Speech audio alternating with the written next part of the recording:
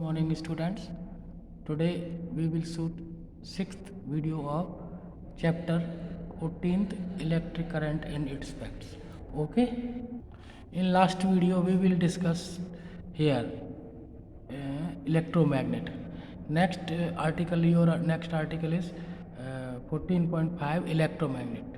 यहाँ पर हम इलेक्ट्रोमैग्नेट को डिस्कस करेंगे, यानी इलेक्ट्रिक बेल को डिस्कस करेंगे. इलेक्ट्रोमैग्नेट हम ऑलरेडी डिस्कस कर चुके हैं कि जब भी हम किसी नॉन कंडक्टर या किसी इंसुलेटर पर तार करके ऐसे जैसे हमने इसमें आपको दिखाया था, तो ये इलेक्ट्रोमैग्नेट बन जाता है. कंडक्टर पर बाउंड करते हैं तार, फिर उसको हम सेल से कनेक्ट करते हैं. यहाँ एक सेल से हमने कनेक्ट किया था. It behaves like a magnet. That magnet is known as electromagnet. यहाँ पर हम डिस्कस करेंगे electric bell. Electric bell is the example of electromagnet.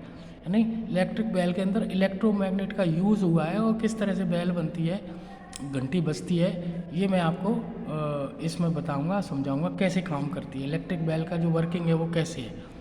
We are quite familiar with an electric bell. It has electromagnetic innate. यानी हम सब जानते हैं कि भाई इलेक्ट्रिक बेल क्या होती है और इसके अंदर इलेक्ट्रोमैग्नेट होता है. Let we see how it work. अब हम देखते हैं कि भाई कैसे काम करती है. Figure 14.20 shows the electric bell and a circuit of electric bell. ये यहाँ पर 14.20 में यहाँ एक आपको ये दिखाया गया है. ये इलेक्ट्रिक बेल का सर्किट है, कैसे काम कर रहा है ये, तो हम इसको हम डिस्कस करेंगे. तो नेक्स्ट पेज पर चलते हैं, यहाँ से देखते हैं. And electric bell an electromagnet. यानी इलेक्ट्रिक बेल के अंदर एक इलेक्ट्रोमैग्नेट होता है. ये जो होता है वो इलेक्ट्रोमैग्नेट है. यानी जैसे ही हम करंट फ्लो करते हैं इसके अंदर, तो ये मैग्नेट बन जाता है.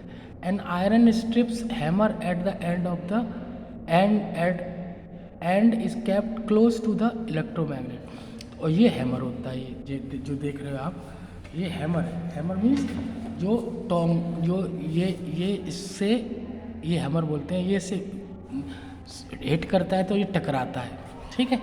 अब इसकी वर्किंग कैसे है ये देखेंगे. These are the contact screw, है ना. ये कॉन्टैक्ट स्क्रू है, ये जो है ये कॉन्टैक्ट स्क्रू लगा रखे हैं.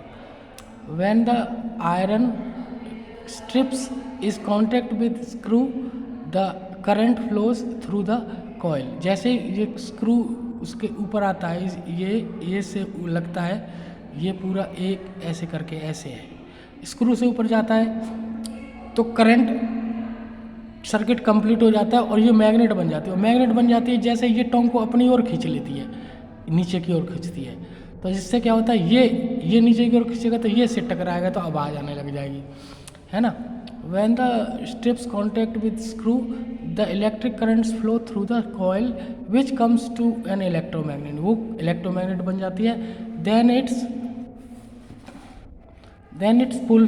तो वो पुल करती है, इसको अपनी ओर खींचती है. ये इलेक्ट्रोमैग्नेट है, ये इसको अपनी ओर खींचेगी तो क्या होगा, ये इससे टकराएगा और आवाज़ आएगी. Pull the iron strips. It's in this process the hammer at the end of the strip strike the gong. ये हैमर जो है वो गोंग से टकराता है और बेल की आवाज़ आने लगती है. Strips gongs the bell produce sound. इससे ना आवाज़ आती है. However when the electromagnets pull the electric strips it also break. जैसे ये यहाँ आता है तो ये सर्किट हट जाता है, तो अगेन क्या है, ये इलेक्ट्रोमैग्नेट बनना बंद कर देती है. फिर बंद कर देती है तो ये वापस से वहीं पहुँच जाता है.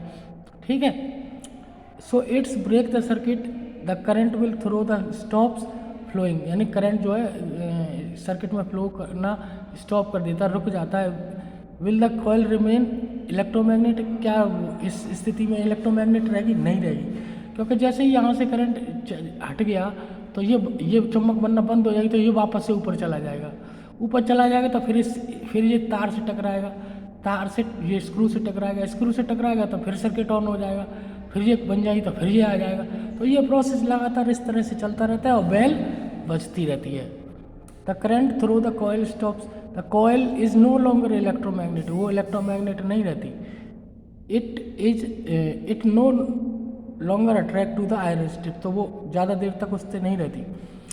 तो the iron strip becomes back. तो वो वापस जाती है ऐसी स्थिति में, है ना। It touches the screw again, फिर स्क्रू को अगेन टच करती है, अगेन टच करती है तो फिर सर्किट कंप्लीट हो जाता है, फिर वो इसकी ओर अपनी ओर खींचती है।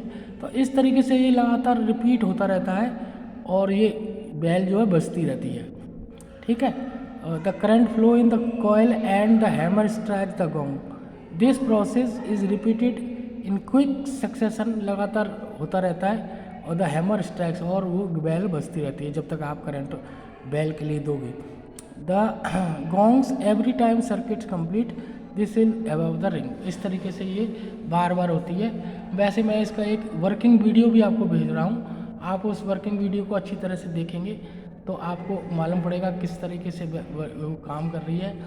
ये इसके वो है कीवर्ड्स, इसको हम बाद में डिस्कस करेंगे। ठीक है। और कोई भी बात है तो आप हमें बताएंगे। ठीक है। इस चैप्टर को जल्दी से कंप्लीट करेंगे।